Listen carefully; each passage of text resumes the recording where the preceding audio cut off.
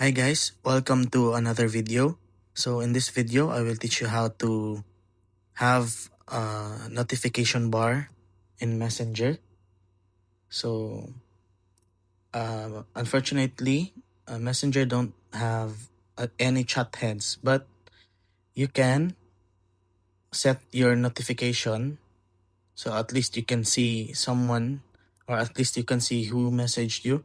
So first, you just have to click settings or search for settings and then go to notifications, and you just have to scroll down and find messenger,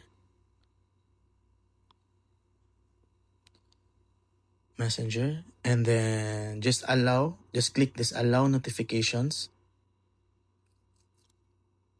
and the first one, the lock screen, it will the chat will appear in your lock screen, and just check all depending on what you like.